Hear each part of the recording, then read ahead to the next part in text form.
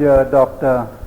Shejwalkar, Dr. Joshi, and friends. It does give me considerable pleasure to be amidst you this evening, because this institution represents a new movement in our country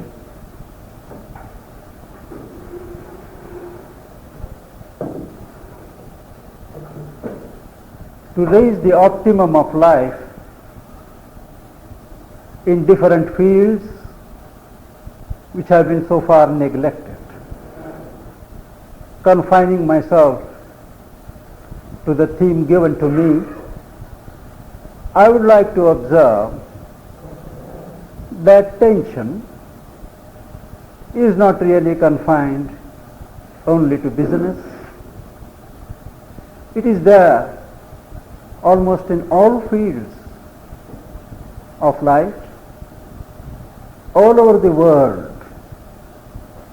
And sir, may I say, there is tension also in many parts of spiritual fields, because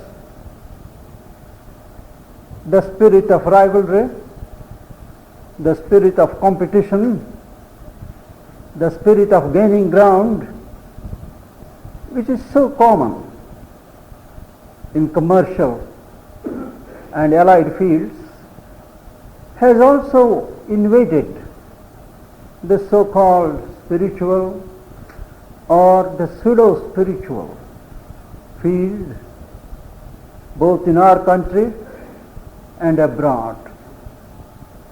I have been a helpless witness to this alarming growth of commercialism in spirituality. And there is tension. Wherever there is rivalry, wherever there is competition, there is bound to be tension. And also, it's not that the spirit of competition or rivalry is evident everywhere. It is latent in many fields. Look at the life of an average man, whatever his avocation today. He acts. But does he really act? Each man goes on reacting to things. Very few act. From morning to evening, we are being overtaken by circumstances, by events, and we go on to the best of our abilities, reacting to things, reacting.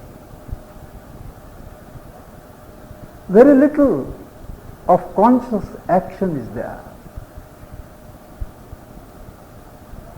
Someone described it, that man, modern man, reacts. He does not respond to every situation that is offered to you. Do you respond? Do you weigh the implications involved and then decide what reaction you have to give? We don't. You go on responding mechanically. So that 90% of our life is a mechanical life, at the mercy of circumstances, at the mercy of things around us, and even our own reactions forge what we call samskaras. They tend to move in the same groove. Naturally, one is always in a certain high level of tensity. Anything coming that is not foreseen, how do I react? And we fear, we anticipate, we apprehend. Many things that are not there we apprehend, imagine, and it is a law of occult truth that what we fear tends to happen. Fear always attracts the object of fear. If you apprehend, it creates certain advanced vibrations in the atmosphere, creating a magnetic field for the very thing to happen. All these because man is a helpless being as he lives his daily life. That one has a degree, one has a diploma, one is a doctor, it doesn't make much difference. He too was all reacting from another level. Spiritual life certainly has a solution to this problem, because the first lesson of spiritual life is that one lives consciously. I become conscious. Before I can be spiritual, I should be aware of what is not spiritual in me. And for that purpose, I need to be conscious, awake, self-observant. I have to contemplate myself, regard myself, see things as they come, and then decide to react. And the first lesson in our spiritual culture is to separate myself from my active nature. Sri Aurobindo says somewhere that man lives only in a fragment of his being. He is unconscious of 9/10 of his being. What he is like a tip of an iceberg, and there he revolves mechanically. But once you decide to know yourself, to become conscious, you step back psychologically and observe what is going on. This separation of the Purusha from the Prakriti, of the observer from the active nature, is the first indispensable step, which gives us a certain freedom from being involved in the helpless round of nature. One can observe, and to the extent one observes, one gets a certain control over activity. This becoming a sakshi, a witness, rather than being a slave of nature, slave of Prakriti, gives a certain vantage position from where one can see things happening and one can determine how one is going to react to things. To give sanction to a movement, to refuse sanction to a movement, one gets a little time, one gets a little scope. It is given to each man in this sense to decide where his choice shall lie. Free will, determinism, these are all great truths. But each man functions with a sense of freedom. And he becomes conscious of that sense of freedom and that scope of freedom when he observes things and has that split second in which he can give permission, he can give sanction or refuse sanction.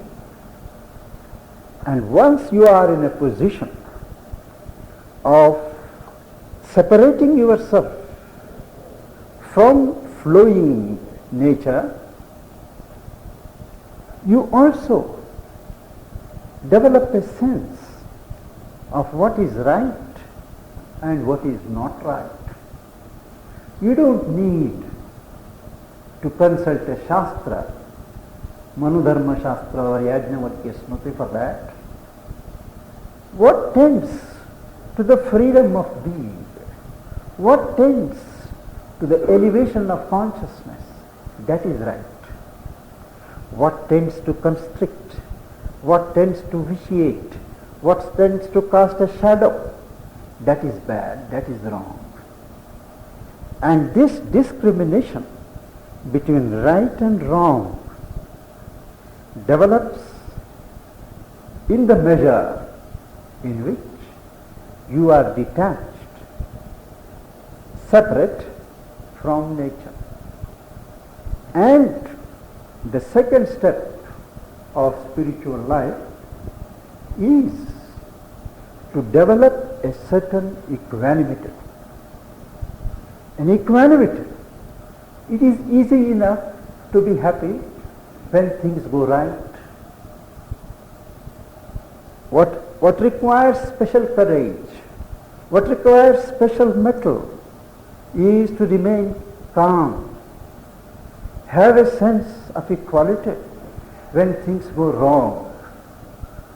Spirituality comes there, it enjoins upon the seeker to develop a sense of equanimity, whether it is pleasant or not pleasant, joyous or painful. There should be something in me which is not touched, which keeps aloof and which receives every contact with a certain stoic attitude.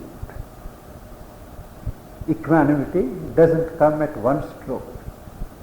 First, you have the attitude of stoic acceptance, whatever comes. Thereafter, a certain equality, positive equality, pleasant or unpleasant, things are come and they have to be faced.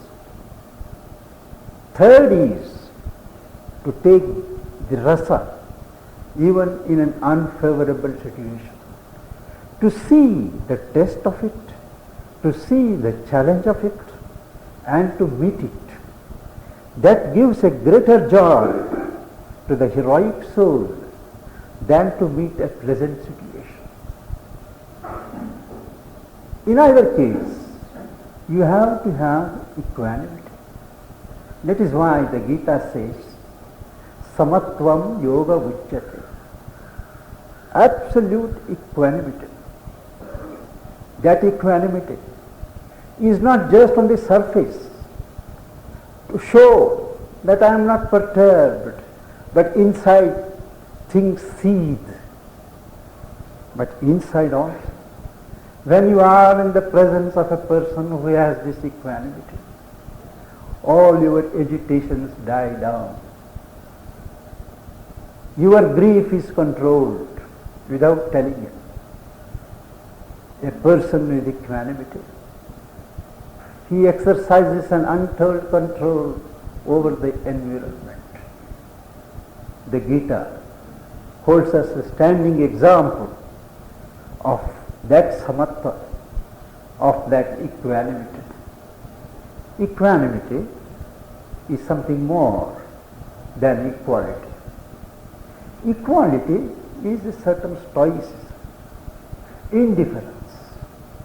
But equanimity is a taking rasa, taking a certain happiness of life, both in the pleasant and the unpleasant. You are always cheerful.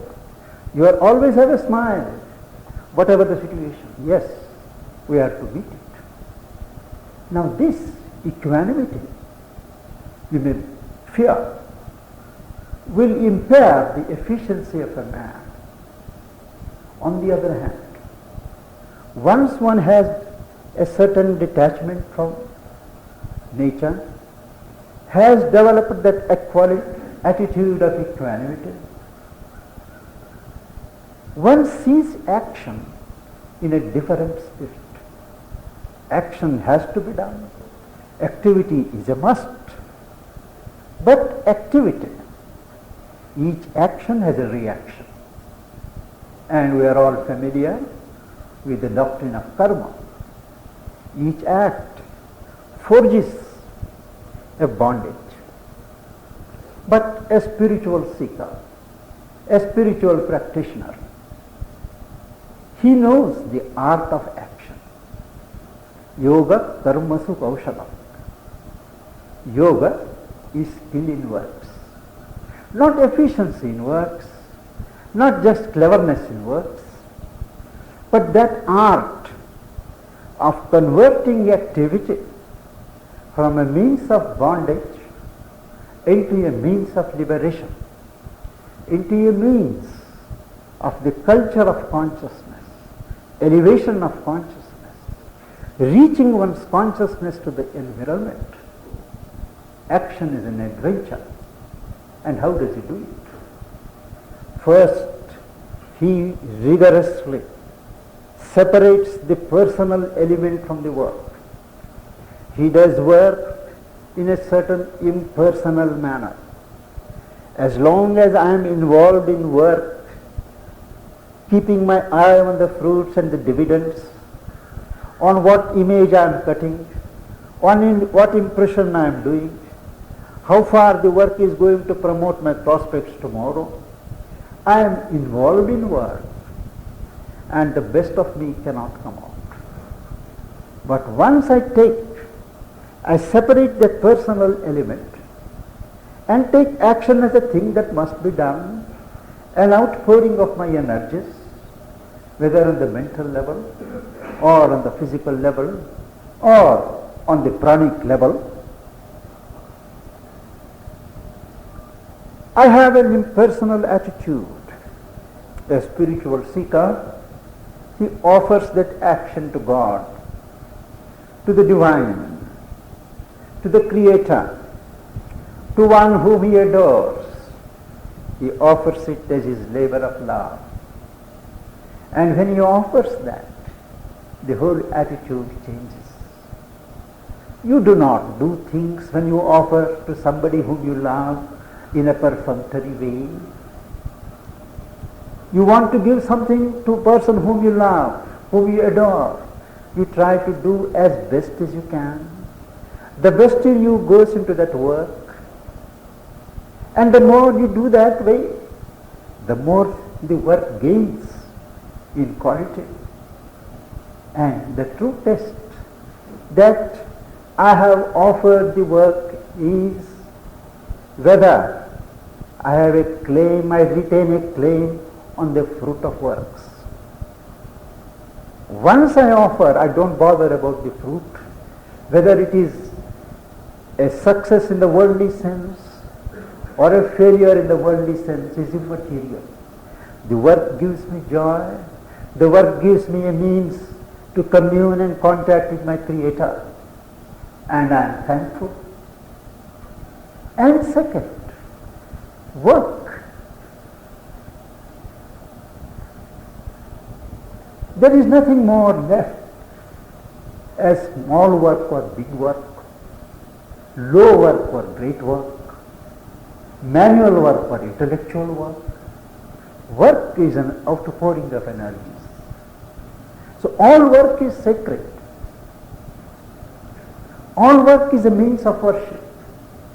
That's why my teacher, my guru, the mother says that work is the body's best prayer to the divine. Mentally, you can have beautiful ideas and offer. Emotionally, you can have excellent bhavas. But what is the body to do? Work. The body's best prayer to the divine is work. And the sense of the doer, that I am doing the work, that the work is mine, a spiritual seeker learns to give up that notion. he harnesses himself to the power, to the Shakti of God, of the Lord, and consciously invokes that power to work through him. Since he has removed his personal element from the situation, since the work stands offered to the divine, he does feel in the measure of his sincerity a flow of current, a flow of Shakti, and there is a thrill in the nerves and the muscles. One likes to work more and more. If you see the work face of a karma yogi in the midst of work, it is a glow with a new consciousness, with a joy, with a luminosity that you can't find elsewhere. And at the end of the day, of 8 hours of work, 12 hours of work, he is still fresh. There is no fatigue. When there is fatigue in your work, take it that there is a flaw in your attitude to work. Something missing, some wrong attitude. And where is the room for tension here? The work is offered. Whatever circumstances arise, you take them as things in the bargain. They are part of life. And second is, when you do this sadhana of becoming more and more conscious, you come to a belt of existence where your being, your consciousness is not disturbed. There is a certain immutability, a certain calm, a certain oneness, a reflection of the Atman. There is a silence at the back of the mind. There is a silence and an immutability, unchanging, at the back of your body. That is the zone of the self. And as you withdraw during peak periods of your life, what you call prayer periods, meditational periods, contemplation period, you feel a certain imperturbability. Nothing moves. That is true during the period of meditation or prayer. The modern science of spirituality demands that you prolong this state of calm, silence during working hours. Sri Aurobindo, in his integral yoga, demands that no demarcation is made between worldly life or office life and spiritual life. Life is one, and what God has given as one, who are you to bisect? It is an artificial, visual division to say this is worldly and this is spiritual, this is secular and this is spiritual. It's not, so you can't fragment life like that. Life is one. Consciousness is one. As long as you live on the surface, as long as you live on the fragment, there is division. Once you become conscious of your inner being, inner existence, behind the active and the agitated and the surface mind, there is an inner mind. Behind the excited, moving sea of emotions, there is a calm ocean of joy. Ahaituki ananda. It is not caused by any outer cause. There is a joy in the heart and the core of man of every form in existence, which is self-delight. It is that is responsible for what we call the will for life. Sri Aurobindo asks the question in Life Divine, why? Why, in spite of so much misery, so much of pain and evil, why does man still want to live? Says, if you total up the sum of happiness and the sum of unhappiness in the world, ultimately the sum of happiness is more. That is why man wants to live. That is because underlying all this existence is a stream of ananda. Ananda deva kaluyamani bhutani jayante. From delight indeed all these beings are born. And being born they live by ananda. And into ananda they pass. And if, in spite of all this delight of existence, being the fundamental truth of life, we are miserable, we are unhappy, it is because we have lost the art of life. We have lost the art of living. We have chosen to limit ourselves, to fragment ourselves. I choose my ego, my body, my concern, and I shut myself very carefully from all the rest of you, from all the rest of the universe, saying that this is I and these are others. And there is an invisible wall that I erect around myself, and every time there is an impact of the universal life force, universal mind force, I front it with my limited, narrowed life force and mind, and there is pain. Once I untangle that knot of ego, I choose to go inwards and find that breath which joins me with others, which negates the outer walls of division. There is no more suffering, there is no more pain. Everything is a moment of joy. As I was saying, there is that uncaused ocean of delight. Behind the limited life force, there is a large pranic being, and behind this physical body, there is the subtle physical body with a consciousness of its own, a consciousness which can take cognizance even when the mind is busy elsewhere. A spiritual life of Sri Aurobindo's integral conception seeks to awaken this consciousness at all levels, so that you have broadened your base and you feel your oneness with others. Nobody need come and lecture to me that all are one, all are brothers, all must behave like that, have common prayers and all that. No. Once I have touched that depth here, where I feel one with all, where I feel oneness of life, with whom am I going to compete? Whom am I going to fear? The Upanishad says somewhere, as long as there is a division by a hair's breadth, there is fear. Once that fissure is removed, from where is the fear? Whom do you fear yourself? You are one with everyone.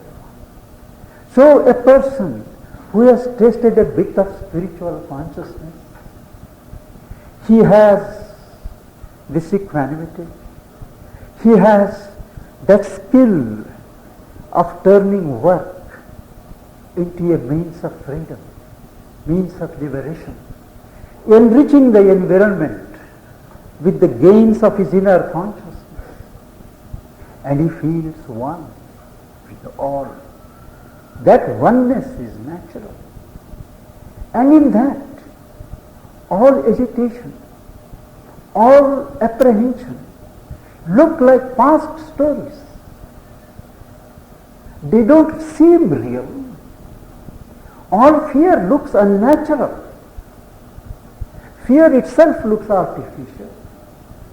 Competition looks silly.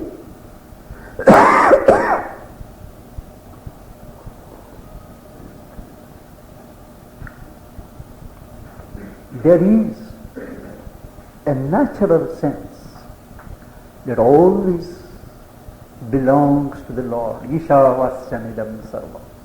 This is not just philosophy. It is a truth of life.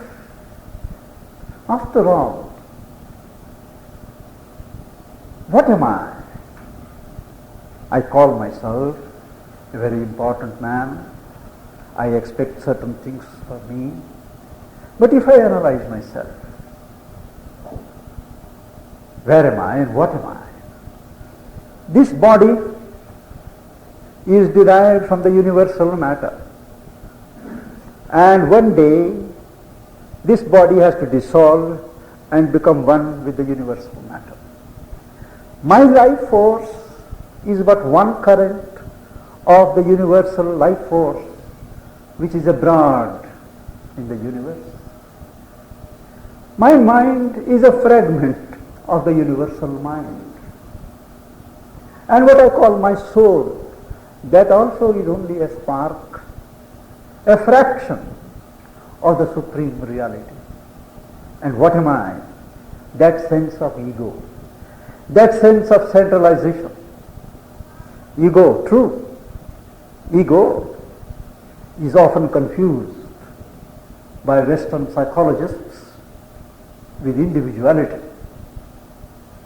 There is some reason for it. It's because in this universe where there is a continuous flotsam and jetsam of currents of life, currents of mind, currents of physicality, everything moving continuously. There is a flux. And nature, evolving nature, works to have one point of centralization in the growing creature, around which all these movements could be centralized, organized. And this point of fixation, this point around which a person can say, I, this is mine, and organize a small little kingdom of his own and give meaning to a form, that is the ego. But the beauty of it is, the moment you become conscious of your ego, which is the center of your so-called personality, it is time to dissolve it. Because the true personality, the true individuality of the soul cannot come forward as long as the ego rules. That is why it is said, ego was the bar, ego was the helper, ego is the bar. Ego. There are many types of ego. Ego is a very deceitful person. There is a physical ego. A strong man, he feels, I am powerful, I can control my environment, look at my body, very conscious, and he rules. That is the physical ego. But a man may be very thin, he may not be very strong, but he may have a strong individuality and vitality. And he wants to dominate the environment. He wants to put a stamp of his character on everybody. He has that vital ego, the ego of prana, which wants to dominate, which wants to hold, make everybody follow. There is the mental ego, my knowledge, my idea, theirs right, yours are wrong, my knowledge is superior. I impose my knowledge on others, my ideology. That is the mental ego. And mind you, there is also what is called a moral ego. A man who is very virtuous, a man who always observes all the decencies and decorums of the Shastras. He has a subtle ego that I am so fine, I am so worthy, righteous, all others are sinners. And he always has a patronizing attitude on others. This is also a moral ego. And there is also a spiritual ego. A spiritual ego is when one feels I have arrived. All others are lagging behind. My teacher, my philosophy, my yoga, my ashram, my way is the way. Forgetting the truth of adhikara bheda. In our Indian tradition, there is this distinguished characteristic which is not found in any other culture, tradition, and that is graded idealism. We recognize that all men are not in the same state of development. All men do not have the same temperament. All men do not have the same goal. So according to the temperament, attitude, evolutionary development of each person is the philosophy, is the path, is the way for him. There is no question in spiritual matters of high and low. Question is what is relevant and what is not relevant. So the spiritual ego. So ego is the cause of much disequilibrium, much unrest, much tension. And the first casualty in true spiritual life is the ego.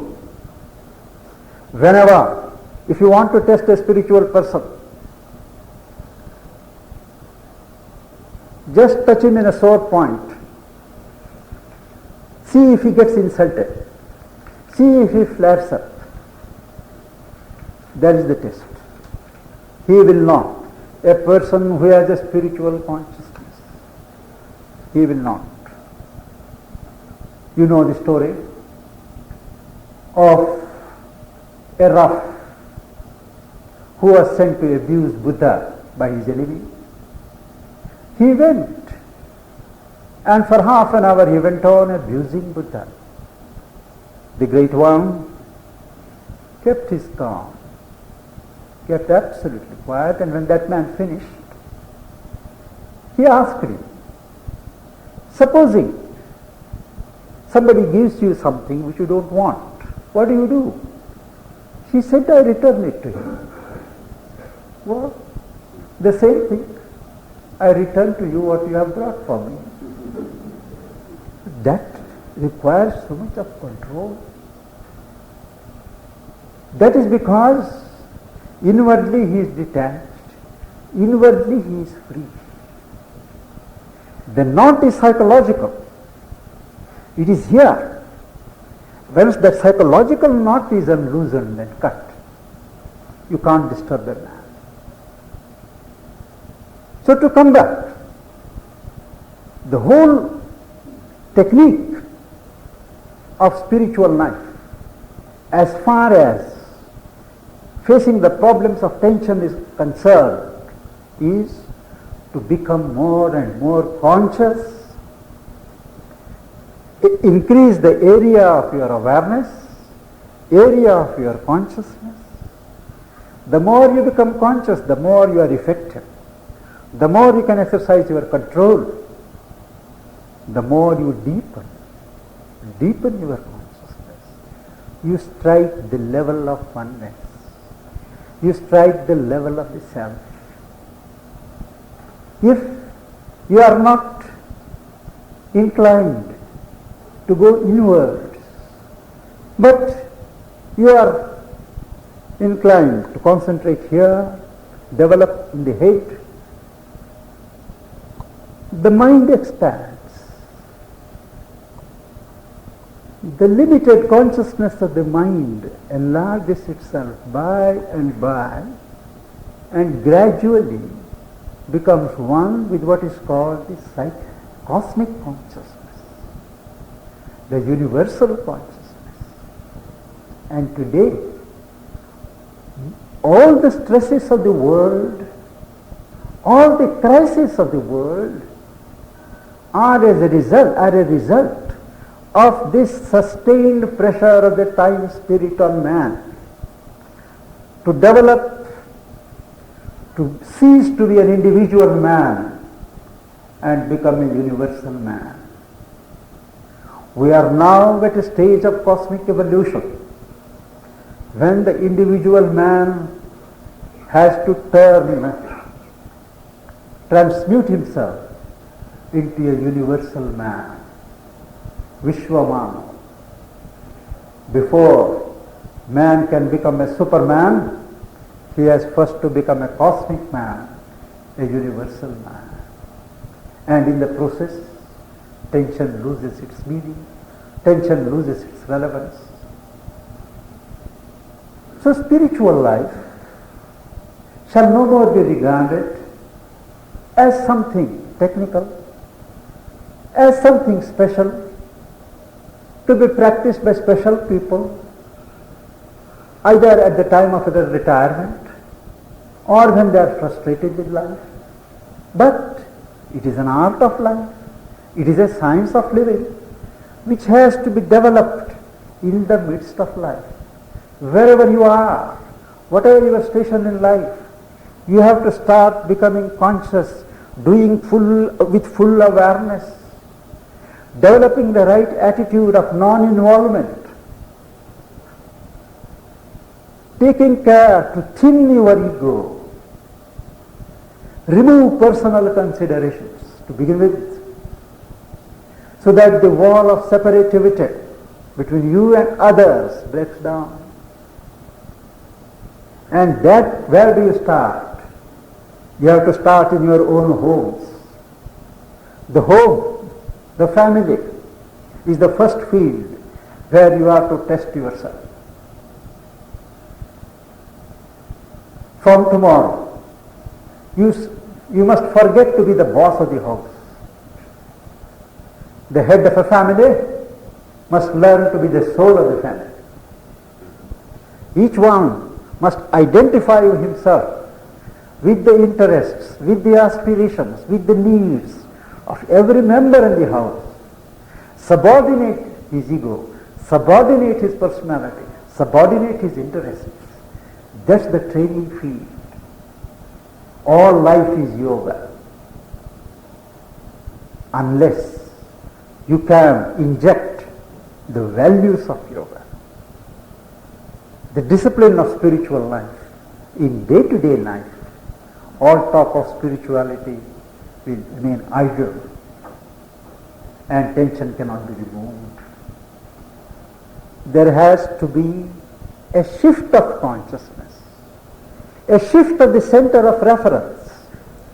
Instead of referring to the ego, to my ego, my needs, the center has to be shifted inwards, where there is the one self. Once one starts practicing it, one knows that air of freedom. One welcomes tests and opportunities, but one has to work for it, and there is no gain without effort. In spiritual life, as in every other type of life, there is indeed the grace of God, but the grace helps those who help themselves. In India, we are a very fortunate people. It comes naturally to us.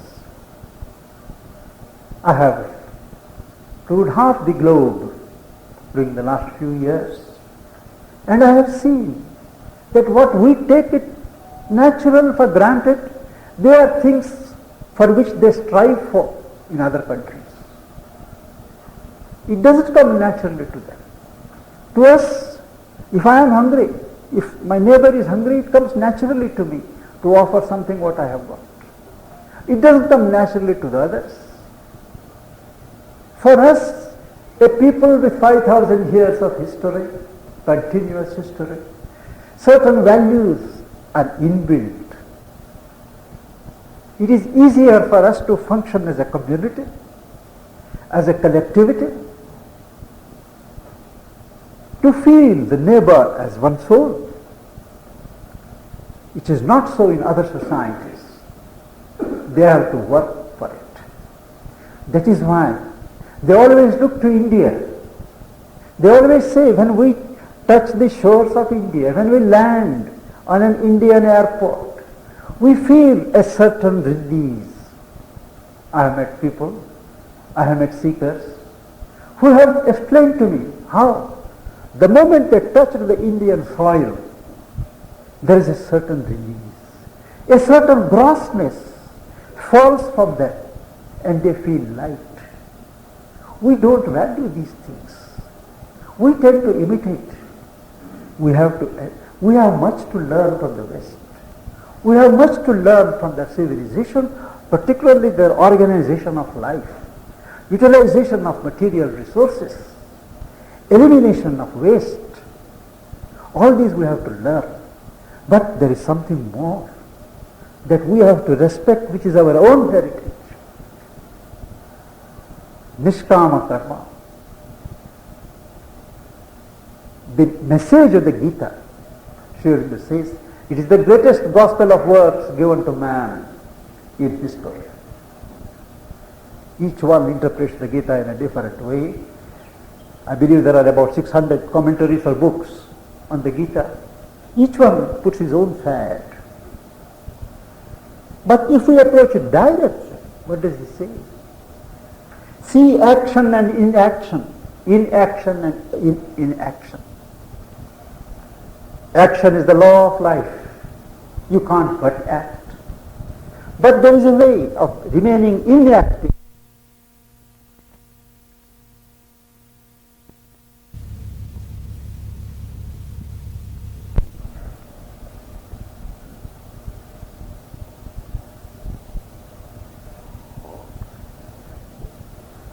The art, ladies and gentlemen, is just this.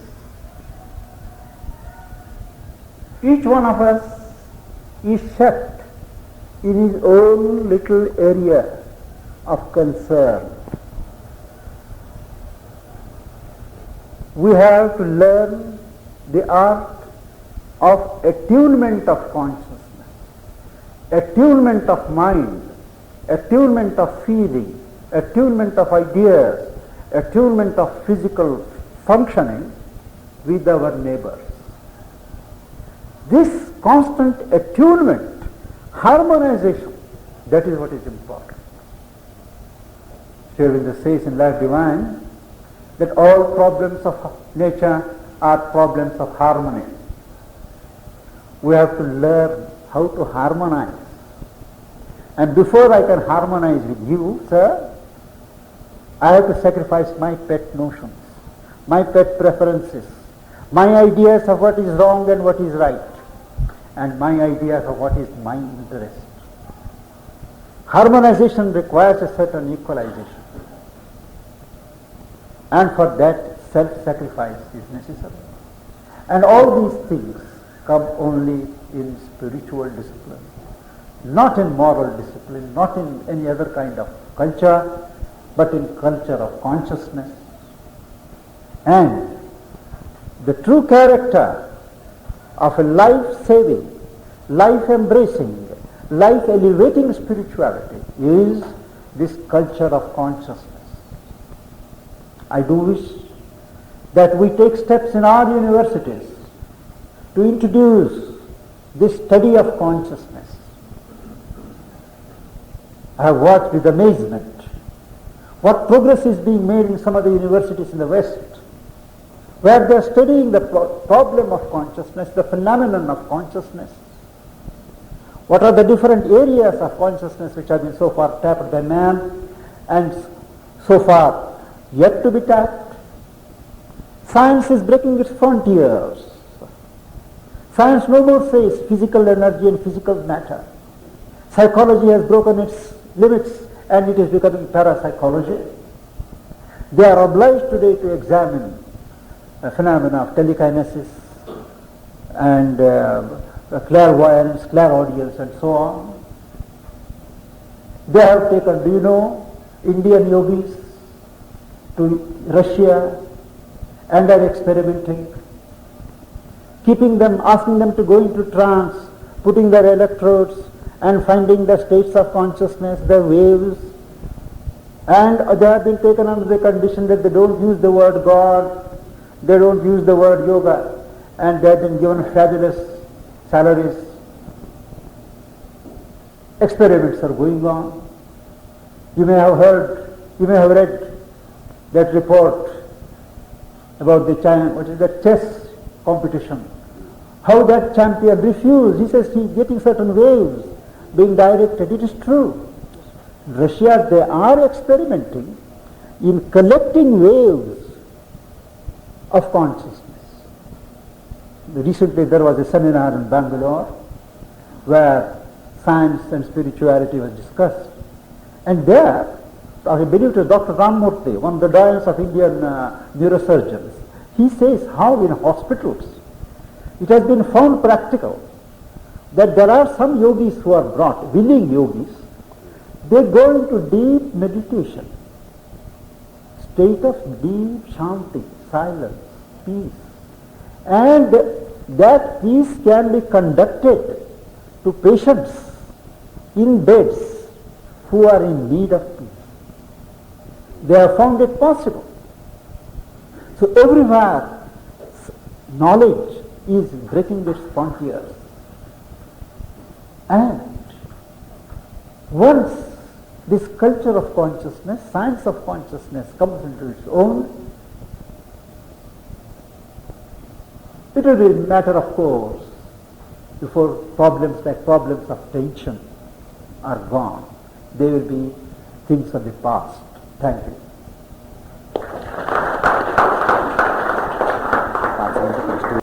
May I set the ball rolling by asking one question because Yes? as a teacher, of course, I have the habit of asking questions to the students, but I would like to seek guidance, and that's why the question. Now, in the business world, we find that sometimes you are asked to do something which you don't approve. There is a tension in my mind, for example, because I don't like to do something, but I am forced to. And then I can't view that business world also, because now I am already in it. Now, you rightly said your observations about the world, the ego, your observation about making your mind broad and bringing that detachment and all these things are quite all right. But when I am actually working there, and when my boss tells me to do something which I dislike, which I disapprove, well, how can I bring that calmness at that time?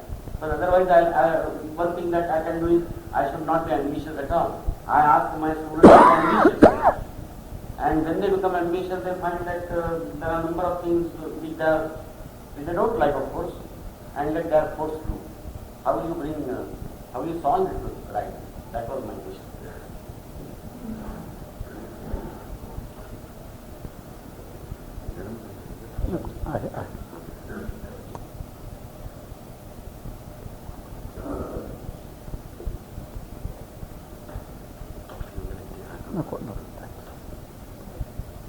It has been found in situations like this that a certain bifurcation of consciousness happens. I can't single-handed fight a system. I have to function in a system. And what I am asked to do, I don't approve. But I am not in a position to impose my will or to convince my bosses of the rightness of the step that I propose. So there it has been found that a bifurcation of consciousness, a mechanical performance on the surface in obedience to the requirements of the collective work, but an inner will that the situation should change. That must be kept up. And those who think like you must summon up their willpower also to exert itself silently. And this silent exertion of will does effectuate itself in course of time. One shall not accept a situation entirely.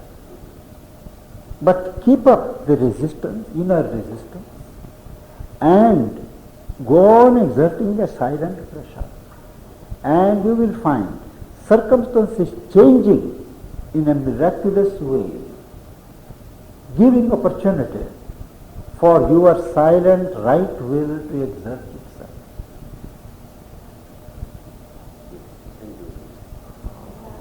Yes. Very often ask females, I hope I will No, you can ask, you can ask. I will repeat the question. that will be better. Very often I'm asked that modern mind, as you have said, that when the peaceful persons are round about you, you do get the peaceful feeling in your environment or in the room where there is peace. But in the ordinary life and ordinary things we do not. The modern mind is always tuned to a very restless people around them. And therefore, they very often, it may not be their own trouble, but they very often feel that they need some quick relief, like these medicines of sleeping pills, or some sort of tension-reducing pills, or sometimes they say because of this that we take to addicts that we take cigarettes or something. Tell me whether your sleep problem, it needs its own standing in the field, can give us a quick relief. And I don't know. This so-called quick reliefs, instant cures, harm the system in the long run. They are no cures at all.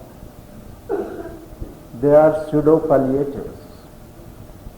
But if you practice the spiritual technique of non-involvement, if you learn it,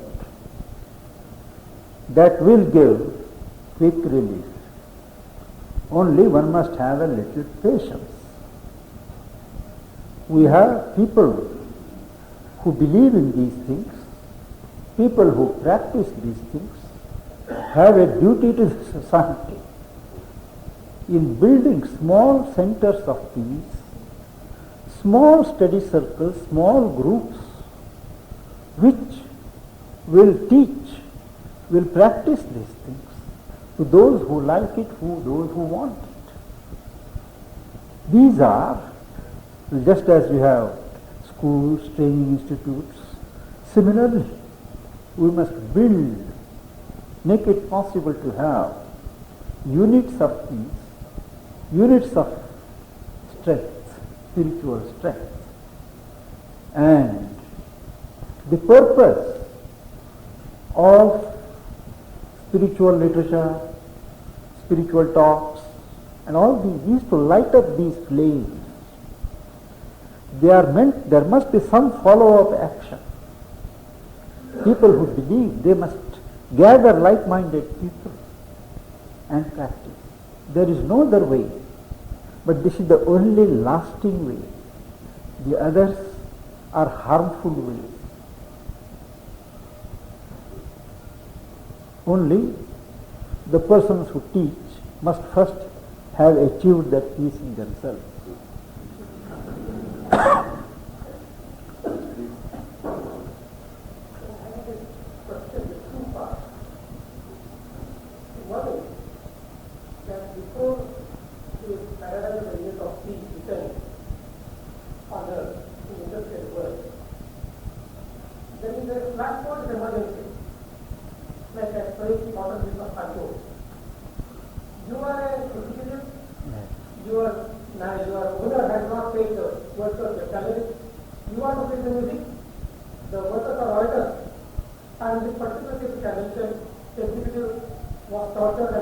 Yes. So what is the solution as a platform? That's number one. Number two, still that paradigm of ritual excellence depends on all of us. The stopgap graded arrangement. I mean, there is also a perfection is there. but also a perception to practice. I mean, even one needs to have patience and go from step by step. Now, in the meantime, there are various types of restrictions, who call it administration and parliament and politics and so forth. The question is stop that. The first one refers to the action at the platform.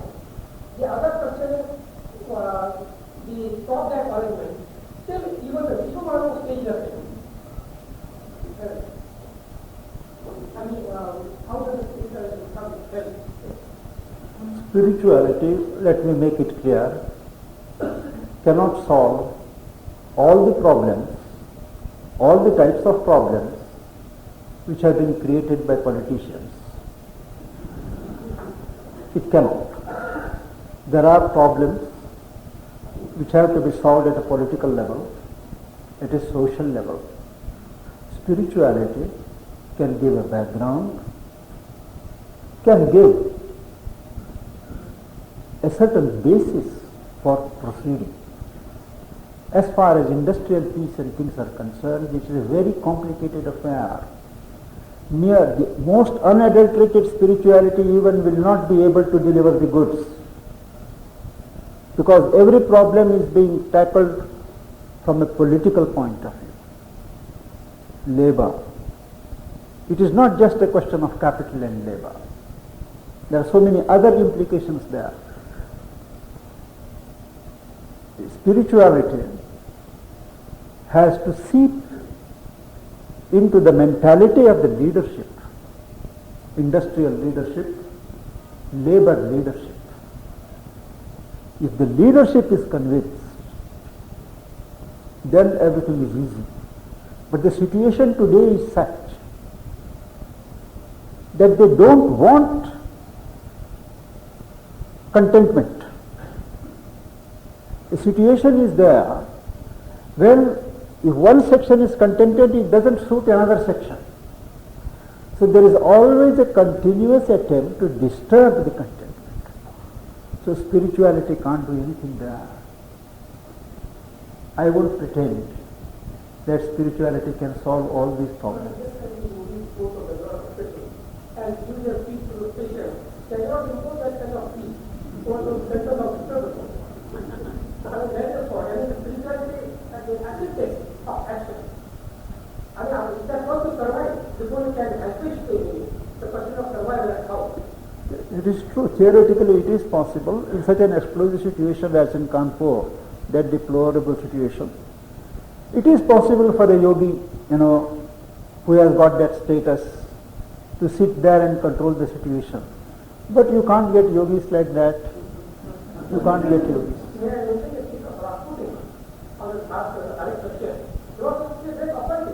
And Comrade Daniel reminds us always that because you have a great opportunity, he could not prevent the Bolsheviks from coming in, of course, and their way. He didn't have really a yogic power. And that's what the students keep on saying, that Rasputin had a hold on the Tsar and Tsarina, which was nothing short of offering domination. Rationally, they could explain. I think we have quite a number of miniature Rasputins even today.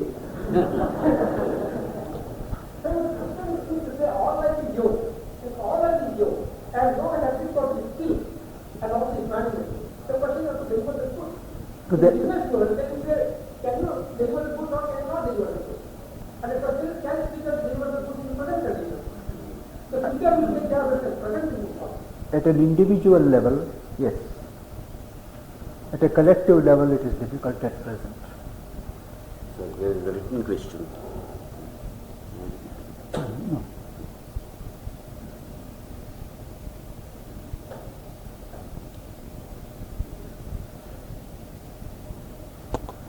This is a usual question. How will spirituality help a society where 30 to 40% of the people are below the line of subsistence? True. Spirituality, sir, will help in this situation in making people who are well-to-do, who are in a position to work for others, more conscious of their responsibilities, more ready to identify themselves with the weaker sections of the society and egg them on to relieve the situation and change the pattern of the society. Spirituality will not allow them to remain at home. It will go on stinging them. When so many are suffering and when so many are hard up, how can you stay content? So they, without politics, without any social pressure, they go and work to ameliorate and help the people. Spirituality